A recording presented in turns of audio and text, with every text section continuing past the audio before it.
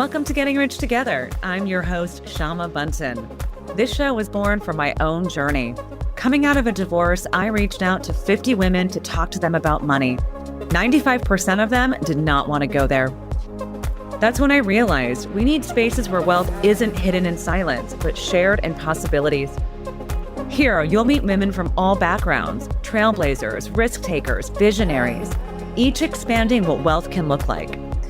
This is your place to be inspired, to discover new pathways, and to remember that we rise by building wealth together. Getting Rich Together is a Wealth Catalyst production. At Wealth Catalyst, we bring together education, networks, and great opportunities for women to build wealth and change the world. Now, on to today's show.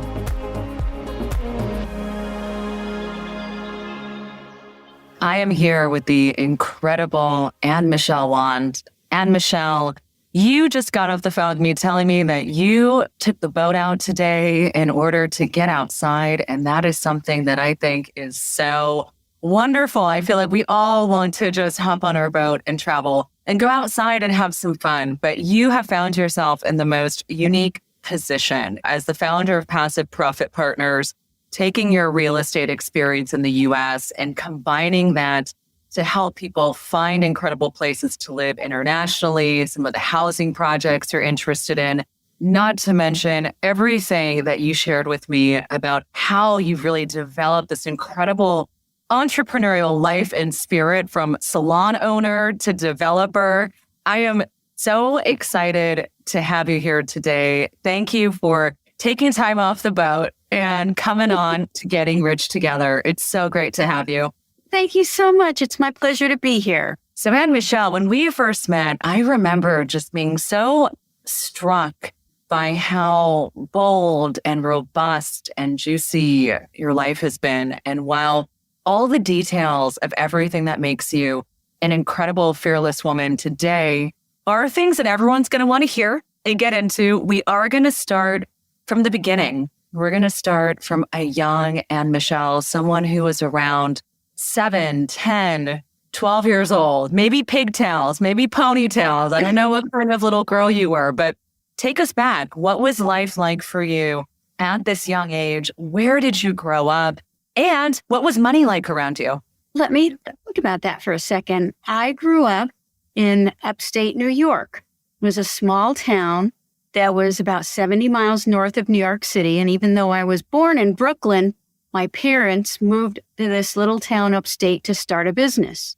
And they did. They started a business. My father's father was a butcher that came from Austria with 6 children. And I think all of them grew up to be in some sort of meat business. And so my father opened this business, built a little factory underneath our house. And that house cost them, I was born in the 50s, so it cost them $35,000 to build this house in this little suburb of Middletown, New York. It was this basement, huge basement where he put the business, and it had walk-in freezers and refrigerators, and people would be working down there, butchers chopping up the meat and the chickens and putting it in boxes and putting those boxes in the freezer for my dad to drive around the state and deliver meat to restaurants and schools and individual people if they wanted it. But so I grew up, my father was in business for himself, and I had that role model. And for the times then, he was successful, and we lived a pretty good middle-class life. My mom was a stay-at-home mom, and she helped my dad in the business, and she was very practical, raised 4 children, 3 girls and a boy, and she kept going till she had that boy. I love that. And so as you were navigating the world as a young woman, as a young girl, let's say in high school, did you find yourself seeing this entrepreneurial streak in the family and saying, I kind of understand how these things work? Was it heads down in your books? What is it that you thought you knew of yourself when you were a young girl in high school? In high school, I don't think I know what I wanted, to be honest. I was the 3rd child, the 3rd girl and the youngest girl. And they're often known as the lost child. And whereas my older sister, she knew she wanted to be a veterinarian from the time she was 12 years old. But when I graduated high school, I didn't even want to go to college because I didn't know what I wanted to do. What I wanted to do was be wild and travel the world. But my mom said I was too smart for that and made me go to college. I love that. And so as you decided then to go to school and were made voluntold to go to school. I had to go to school because my parents didn't have a college education, and their dream was to have all their kids be college educated. Though I was quiet and sweet, I was very rebellious. So did that translate through your college years? What did you end up studying? What was school like for you? I spent a couple of years in college and I studied psychology because the brain and the human brain has always fascinated me. What happened was I ended up quitting college and taking off with my current boyfriend to travel the United States. Where did you end up traveling? Where did you go? We traveled all the way across the United States from New York to Washington State, where we had some friends who were working in a shop there. And we went there to see if maybe we'd like it too, and spent about 6 months in Tacoma, Washington. Wow. Outside of Seattle. Did not like it and ended up traveling back to Colorado, where we had some other friends from high school that were living and did like Colorado and ended up staying there. A few months after we arrived in Colorado, this had been brewing, where this guy I was with wasn't somebody I wanted to stay with, and we broke up. Oh my gosh. And so here you were in a new state. You had just been like traveling around. You quit school. You're like, I'm here, Colorado. How did you get yourself on your feet? What did you start to think about is, what do I do now? What did you start to do with yourself? I got a job. I didn't know what to do, so I got 2 jobs. And as you were starting to figure out this early life, right? How long did you end up staying in Colorado? Did you find yourself finding any work there that really spoke to you in a long-term capacity? How did you start to think about yourself as you were developing? I had a friend from high school, one of the only women that I stayed in touch with all these years. And she was going to go to nursing school. And I was going to go to nursing school with her. That was our plan.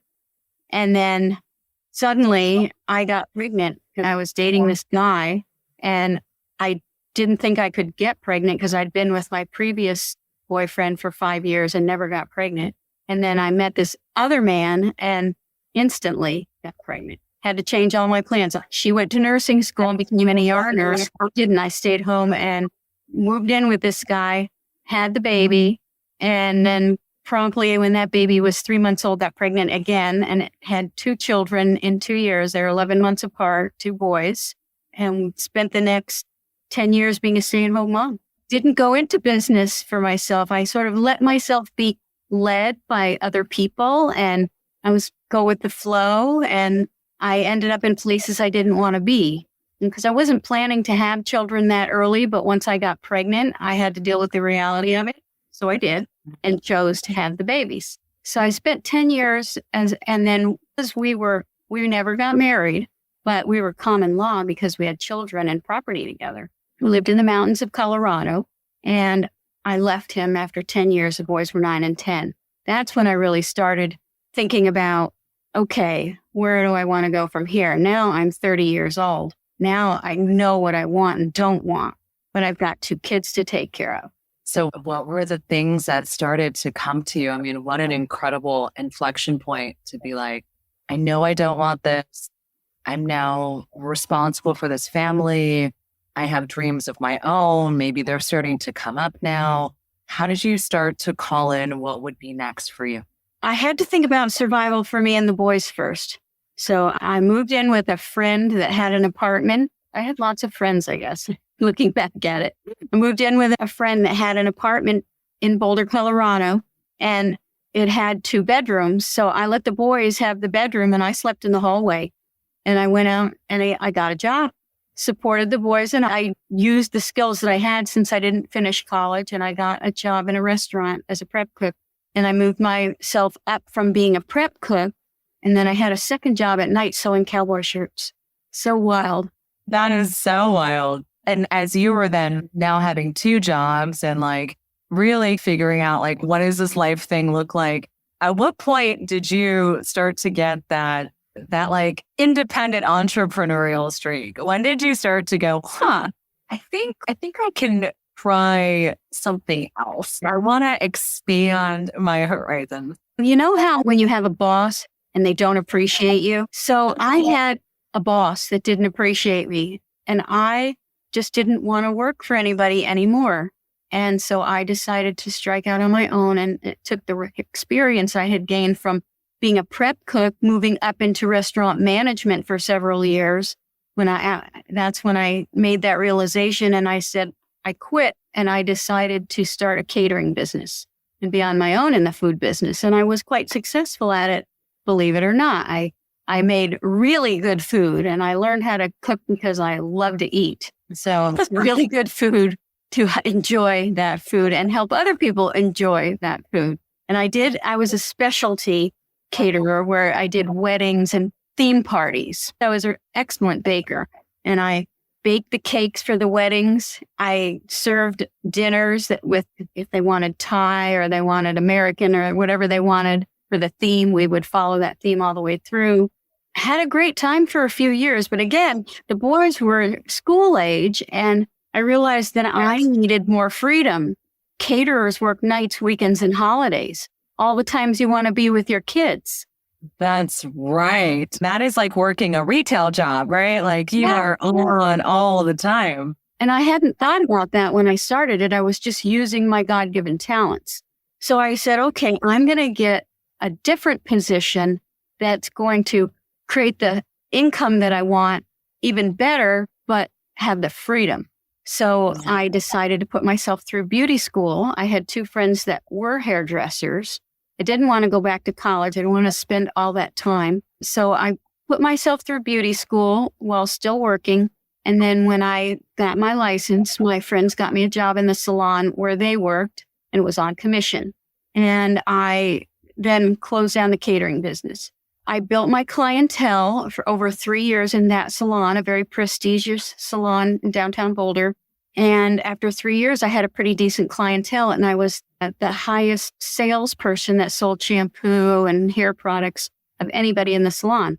And once again, my boss didn't appreciate me because I would have stayed there. If he'd appreciated who I was and what I was doing for his salon, he would have stayed there a lot longer. But since he didn't, I went looking for a better opportunity. And I think we talked a little bit about this. I went into a salon, and this woman had owned this salon for 17 years. And all I wanted to do was rent a booth from her to make more money instead of paying commission. And she said, why don't you buy the salon? As I'm getting ready to retire and it's for sale.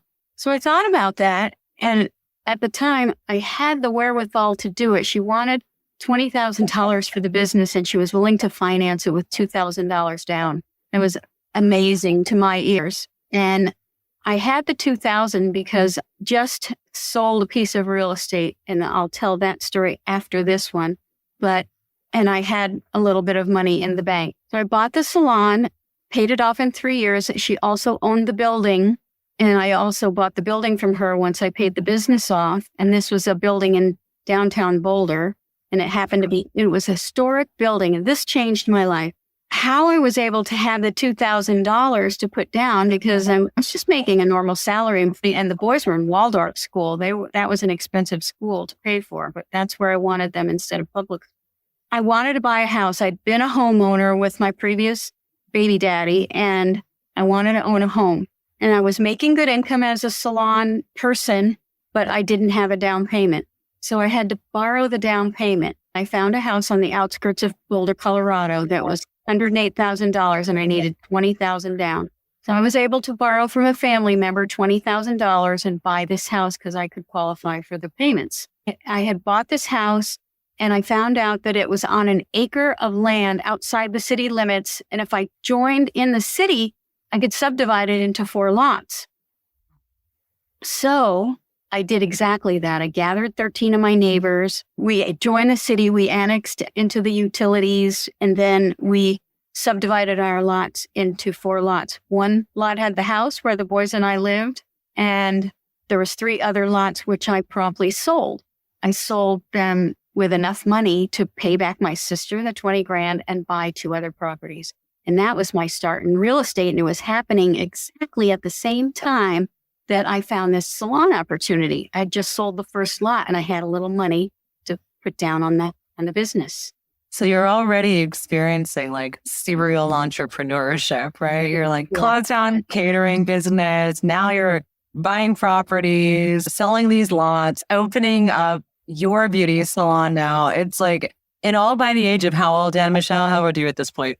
When I bought the salon, I think I was 37. So amazing. Okay. So you buy this salon. So now you're like on your way to knowing you're good at this real estate thing, or at least starting to figure out. After that, I was like, let's do this for the rest of my life. That was going to be my retirement account. I could have the salons and create income for everyday life and then put the money away from the real estate for my future and the boys' future, for their college, for my retirement, etc. And that's exactly what I proceeded to do. The minute I moved in that salon with my clientele, and then I had 6 hairdressers that were renting booths from me, my income went up by 1/3. So that was wonderful too. The house was a duplex, and on the other side of the duplex, a little old lady lived that was the current owner of the house. And Miriam, the woman I bought the house from, had given this woman a life estate that she could live there until she died. And I took that over and allowed the woman to live there until she died. The sweetest little old lady. We did her hair. But a couple years after I bought, she died. And I was able to take over the whole house, and I expanded at that point and remodeled and added a massage room and a skincare room and nails. So now I had a full service salon producing even more income and continuing with my real estate travels, where I bought 2 other houses on excess land, subdivided the land, fixed up the houses, sold them, sold the lots, and kept moving. That's incredible. And at this time, as you're navigating these 2 different, very similar in the sense that when you're dealing with people and customer service, right, it's always about the people. And I guess it doesn't matter if it's selling a house or getting someone to have them fall in love with their hair. You're giving and there's a service component, but these are also different business models, right? One is like a long-term sort of tail game, and the other is cash in the bank the same day. Were you receiving any sort of mentorship or guidance or anything when it came to how you were building your business? Honestly, I'm self-taught with everything that I know.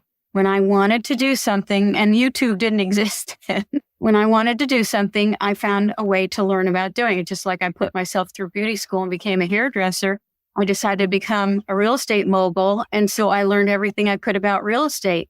And I realized that I should get my license. So I did get my real estate license. I wasn't serving other clients at that point. I was just doing my own deals and a few for my family. But at that point, I started serving other people. And once again, I started out as an agent for another company.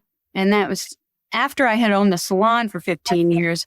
I sold everything and went full-time into real estate. Just really, that was the vehicle that was going to rocket me further. And the boys were now in high school. What was it like to sell that beauty business? Was it difficult? Did you find someone easily? Was there a business broker? I had hired a new hairdresser just similar to what I had done. And I told her I wanted to sell the place and she was interested in buying it. So it just worked out. And I gave her the same opportunity that Miriam had given me. I let her put a down payment and pay the business off and then buy the building. In retrospect, I shouldn't have sold the building, but she really wanted it and I wanted to move on. So it worked out. Wow. It's so interesting when you think of how much business can be done on personal trust and credibility. And ultimately, sometimes I think we overcomplicate the nature of business transactions. We need all of these things. And certainly we need protections and legal things. But ultimately, the fine-tuned details of these things are really 2 people coming together for an agreement.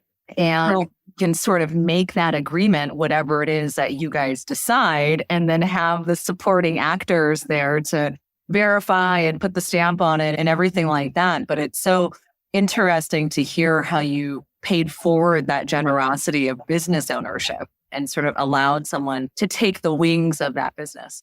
Yeah, it was fun. It was interesting. I learned so much and kept going. At one point, I owned 5 rental houses in Boulder, Colorado, And when you were in the real estate business, you know that when you sell something, if you don't want to pay taxes right away, you defer it by doing a 1031 exchange.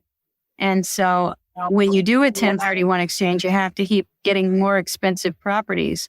So instead of just increasing the numbers of single family homes, I broke off from that and did duplexes and apartment buildings and started moving into multifamily. As you were continuing your business, was it still heavily on the let me fix this up and sort of turn this into something? Or did you also start to have a different kind of appetite for the kinds of properties that you were buying? No, I started to have a different appetite for the kinds of property I was buying. I moved sort of away from fix and flip. And when I got into the apartment buildings, I was more into what they call value add, where you could see the opportunities. I would find old owners that were older and had their properties for a long time and wanted to sell them, but they hadn't really done a lot of upward maintenance and the people were paying under market rents and things like that. So I would buy these buildings and again, fix them up, but to raise the rents and then resell them at a higher price. But now it was multifamily instead of single family. Wow. And at that time, as you were now starting to increase in your net worth, right? And you're starting to see increased amounts in your bank accounts, how did you start to think about, how that money was being put to work for you? Was it, okay, I'm going to keep all this money in a savings account and sort of see it compound in savings? Did you at any point start to think about, was real estate, okay, I'm going to keep investing in my real estate properties, and that's going to be the primary thing where I hold my asset, or maybe in the public markets? At a certain point, when you felt stable with your assets, how did you start to think about where you would continue to put them to work for you? I didn't know everything there was to know back then, but I experimented with things and I felt safe with real estate since I'd been so successful at it. Now, of course, I had a savings account and a certain amount in a savings account to be an emergency fund for me and the kids. But beyond that, I wanted to diversify, and I was in a women's networking group, and we had all kinds of women in that group and all kinds of different businesses. And one of the women that I met and liked was a financial advisor, and I got to know and trust her. And she said that I should start an IRA and I should put money in it every month, so I followed her advice, and she gave me very good advice and put me in just a lot of stable things that weren't too risky to put some of my income aside for the future. That worked out really well. And then I was heavy into real estate. That was my safe place for me because the way it had developed for me. And I just kept investing in real estate, helping other people invest in real estate and doing it for myself. And at one point, my sister and I bought a vacation home in Hawaii. How did that go? How was it to go into business with your sister? Fine. She was like a silent partner, and we'd just go on vacation together. It was great. Now, Hawaii is obviously not as close as things in your backyard. So this sort of decision, like as you were deciding, okay, we're going to go somewhere we can drive to somewhere we have to fly to, how did you guys start to decide to take this business from something more regional to something that was going to start to take on a larger footprint? I could see the potential of diversification, that if I had all my real estate in one market and that market crashed, where was I going to be? I had a lot of common sense around that. So I saw the advantage to diversifying. And so I wanted to buy stuff in different states.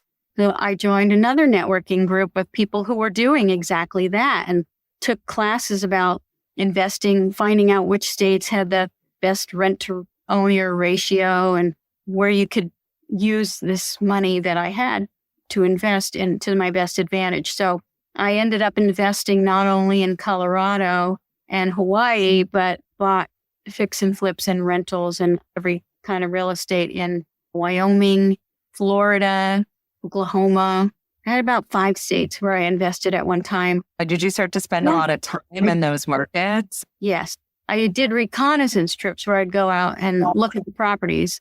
And it's interesting because I went down to Florida to look at a place in Cape Coral back then. That was the hot place to invest outside of the metropolitan areas, and looked at a potential house to buy. And that's where I met my now husband. He was looking at the same house because he was a real estate investor. It's interesting. Like in your experiences as you were navigating this, did you find that there were other women who were also sort of down this path of finding independence through real estate? Did you develop any great relationships with people? What was it like being a woman in this market? Yeah, I would say that the market was more dominated by men, but yes, I met some women, became friends with some of them, did deals with some of them, and encouraged some of them to do things they might not have done had they not met me. Quick pause. I want to share something I'm hosting this year. It's called the Freedom 2026 Tour. I'm bringing small, in-person salons to cities across the country to talk openly about money, power, and choice. If you want to be part of one, the details are in the show notes below. Back to the episode. When you went out to Hawaii, what was the project like that you were working on there? And how did that sort of become a pivotal point for sort of the next adventurous things you would find yourself in?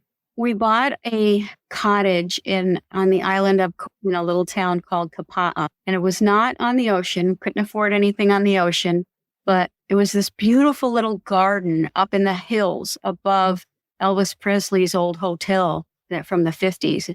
That hotel was closed down, but that's how I landmarked where the road was, where I turned to get up there. And I went up, and we had a main cottage that had 2 bedrooms, so that was perfect for me and my sister when we visited. And it had 2 other cottages on the property in this beautiful garden-like lot, with bougainvillea and hibiscus and tropical everything. And so we enjoyed that for about 5 years. And we bought it right after Hurricane Nikki, when everybody was selling at low prices and wanted to get out of there. And then kept it for about 5 years. And both of us realized that we wanted to do some different things.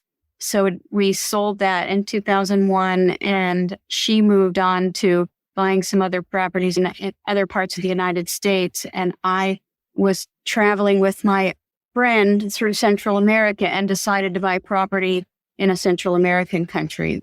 After Hawaii, I had realized that I wanted some things different than I could get in Hawaii. I wanted a property that was closer to the United States. Even though Hawaii's in the United States, it's an 8-hour plane ride from where we lived. So I wanted something closer that I could easily get back and forth to visit my kids who are now grown.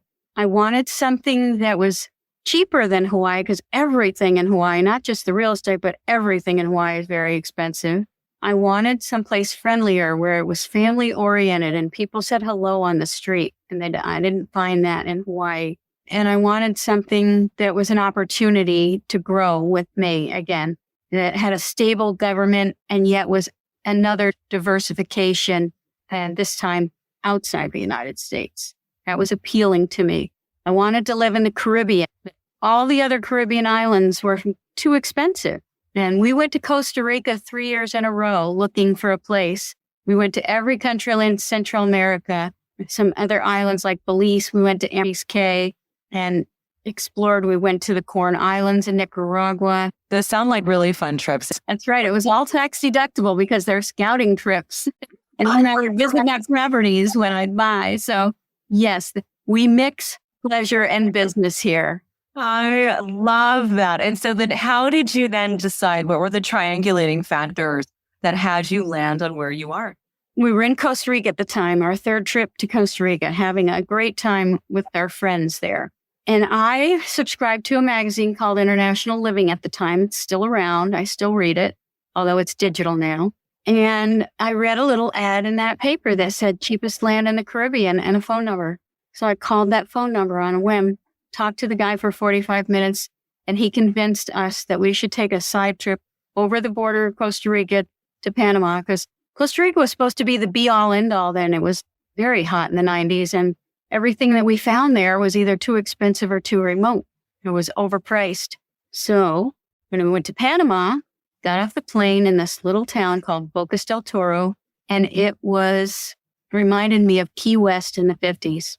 I don't know if you've ever been to Key West, but the colorful little houses, shacks. And then we walked down the street and people said hello. So I had the friendly and everything just felt right. And after 4 days there, I realized that this was the place I was going to buy something and put a deposit on a piece of land we'd been looking at.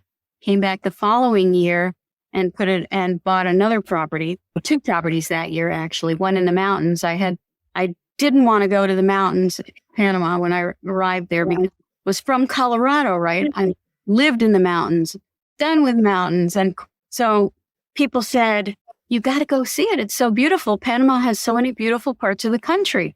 So I did. I went up there and I met a guy that was doing a development up there. He was building a 9-hole golf course on a river and a coffee farm that he bought. And I couldn't resist. I decided to buy a house up there as well. It was a pre-development, pre-construction deal where you would put a third down and then he'd build it and you'd put halfway down, he'd put a third down. And then when it was done, you'd pay the last third. And within a year, I had a villa on the 3rd hole of a golf course in a gated community.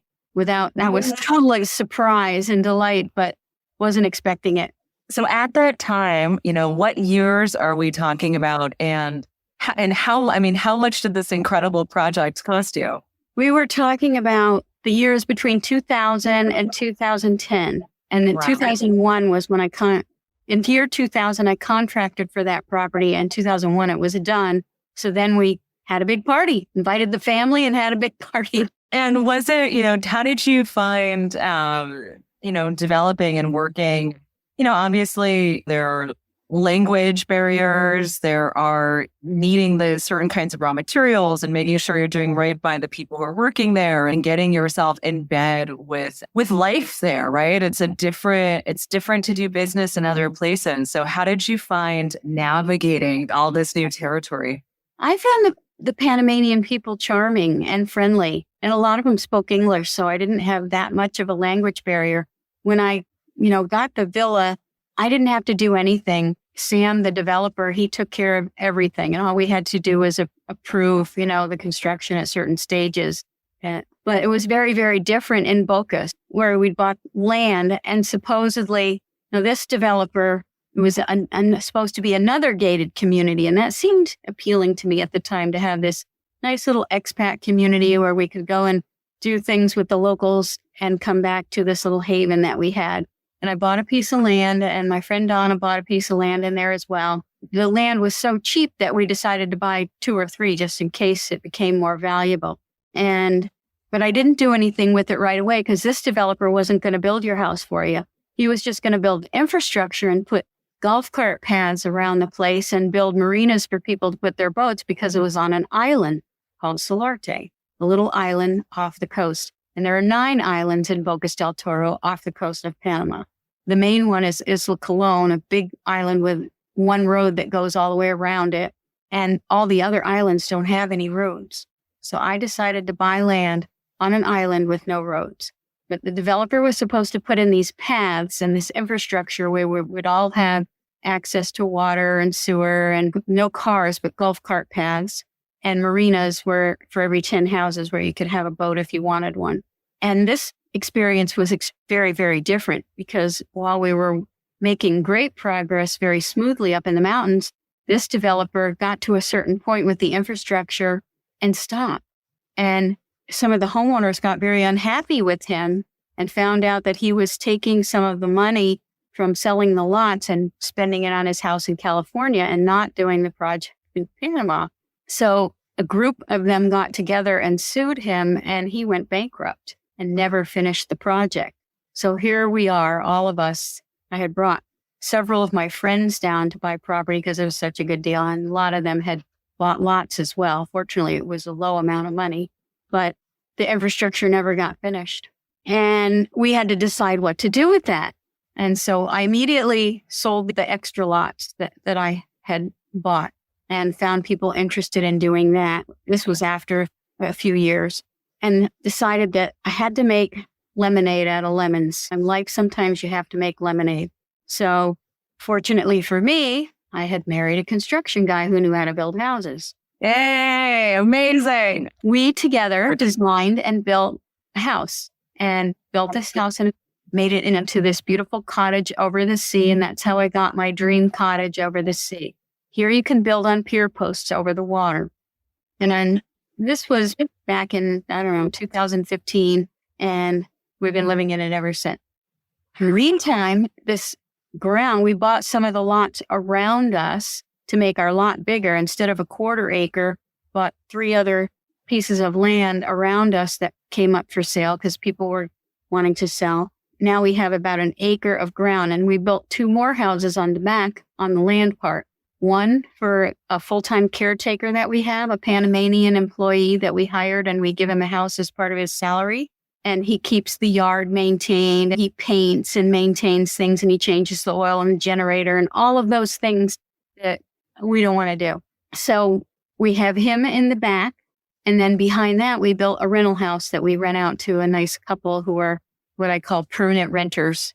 I love the story. And so as you're sort of turning attention to building your home and dealing with this debacle, but then also you have this mountain property that is going really well. Are you at that point, have you sort of taken your eyes off of fully the domestic US market and I've sort of started really thinking more about building in Panama? Or at that point, did you still have things in other places and we're sort of navigating this more complex portfolio? That's a good question. When I started out, I had lots of real estate still in the States, mostly in Colorado.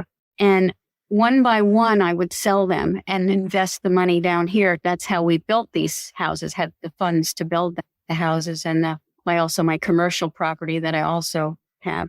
And I sold the last condo that I had in Boulder, Colorado in 2021. So I no longer have any vested interest in the United States, and we became permanent residents here in Panama. Not that I didn't give up my U.S. citizenship. I'm still a U.S. citizen. I still travel back to the States a minimum of twice a year to see my family. So all is well. I just don't own any real estate there right now. I own everything in Panama. And that was a choice that I made for now. Yeah, anything can happen, right? This is definitely, these are exciting times ahead. And so I'd love to sort of unpack a little bit. Obviously, your journey has been so incredible and it's taken you all over places. And you definitely have approached life with this and it's ended you up in some of the most incredible spaces and most beautiful places as you have now turned your attention to supporting others with starting to think about living and buying property and thinking about what this can look like outside of the United States. How did you start to take what you had seemingly been doing for other people as an actor of, hey, I like you, let me help you, and say, hey, I still like you, let me help you, but let me formalize this relationship? What has that been like?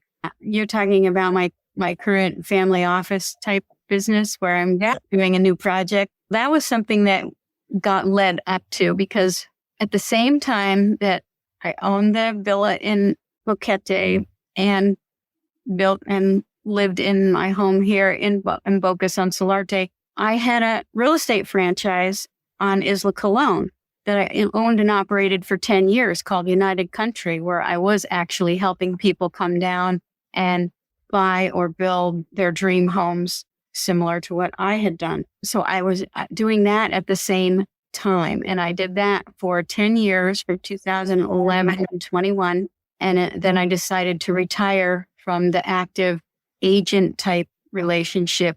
And in the last 4 years, I've been developing this company called Passive Profit Partners. And that's where we form a Panamanian company partnership. And I am the general manager and I take on limited partners as investors. And together, I want to build the first senior housing in Bocas del Toro. That's my new dream and new plan when I find the right partners and are able to move forward on it. I think that's so incredible. And, tell me a little bit about what you're seeing in terms of this care facility. How did the idea come to you?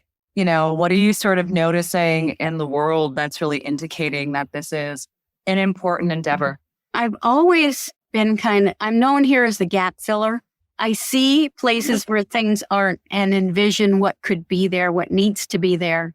And I did that in my real estate business, since I sold the business, I saw a shortage of single family homes in the $200,000 to $400,000 market. So I decided I would build and sell one single family home each year so I wouldn't tax myself too much in my retirement, but would have something that was fun and easy for me to do. By this time, I'm knowing all the ins and outs of building. I'm knowing how to get the permits, how to get the materials, everything that you need to know, who the good contractors are, that type of thing. And built and sold 3 houses. I have the third one currently for sale. And I have a nice renter that's in it, keeping it nice and clean for me until I sell it. So that was the precursor to all of this. And what I'm seeing now is that when I first started building those homes, there was nobody else really doing it. Fix and flip or buy and sell was not a thing here. It was in fact known that it was difficult to make a profit doing that in Bocas del Toro. But I did it, and now other people are doing it, following the lead, and there are several companies building housing developments here to continue to fill that shortage for housing. So I've decided to move into something, again, different for the next gap. And so what I noticed is that all the expats are moving here relatively healthy, ready to live their dream life, and things happen. Fall and break a leg. They get a debilitating disease, and there isn't really the kind of care that they need. So many of them would have to leave Bocas and closer to the city where a bigger hospital is, or go back to the United States for the care that they need. And I said, well, what if they had some cute little homes with the medical care available here that they could enjoy life and live here longer? They didn't want to leave. Everybody who ends up staying here really loves it. As you're starting to think about legacy, right? You've created this incredible spirited body of work on this planet, and you are already leaving so much impact as you sort of entertain curiosities and fill in gaps and like see opportunities. As you start to think about legacy and this continued body of work, what are some of the things that you'd like to look back on to a life well lived? What does that legacy look like? That's what I'm creating right now, because this project will be a legacy. It will not only elevate the community, because it will be there for many, many, many years, and it will help the lives of the people who live in the community in their cute little tiny homes and apartments, and the people who have jobs there caring for those people, where they build their own little space. And it's on so many levels. It helps people on so many levels that it inspires me. It will be cash flowing for the investors, so they can continue to cash flow it and give it to their kids, or we can decide as a group to sell it later. It just depends how everything goes, but it's a legacy. I'm creating a legacy right here. I love that, Anne Michelle. So I have 2 final questions to take us home. The first is, we talked a lot about money today in terms of investing and real estate. And, there are so many things in business that we use money for, but money can also give us so much joy and pleasure and happiness. What are some of your most favorite things or experiences that you have paid for recently that have given you so much joy? At this point in my life, one of my mottos that I like to tell people, I love cliches. And one of them is make money while you sleep, or you'll work for the rest of your life. So that's what I've done with my life. And one of the things that gives me joy is the simple pleasures in life. I've got it down to, I do what makes me feel good. And then if I feel good, I'm able to spread that love and that prosperity to others. I sit and enjoy these wonderful meals that I make, or when we go out to dinner, and enjoy every bite of that food. I enjoy my relationships with other people. I have wonderful friends of all ages, some my own age and many, many that are younger than me. And I go and hang out with them. I go back to the States twice a year and spend quality time with my family. I've created this life where I can do whatever I want, whenever I want, with whoever I want. And that's joy. That's happiness. That's incredible. It is. What a beautiful, beautiful answer. And my last and final question is, and Michelle, everyone who's listening to this podcast, we all cheer one another on fearlessly, and we're all here to support each other. Is there something that you are calling in right now, something that you are wanting? How can we support you? I would love to sell this last house because it will allow me to move on to the next project. All right. So all the buyers out there, anyone who's ready to come on over to beautiful Panama and have this incredible life and hang out with Anne Michelle and eat amazing food. Thank you so much today for your spirit of generosity, for sharing your story, and for inspiring us to really think about just moving forward with our intuition and letting our truth guide us. That's really beautiful. Thank you. Letting your intuition guide you and then just taking the leap. So be brave, do it. Thanks for tuning in to this episode of Getting Rich Together. My hope is that you leave every episode feeling more inspired, more powerful, and more connected. Until next time, remember, you have everything it takes to create wealth on your terms.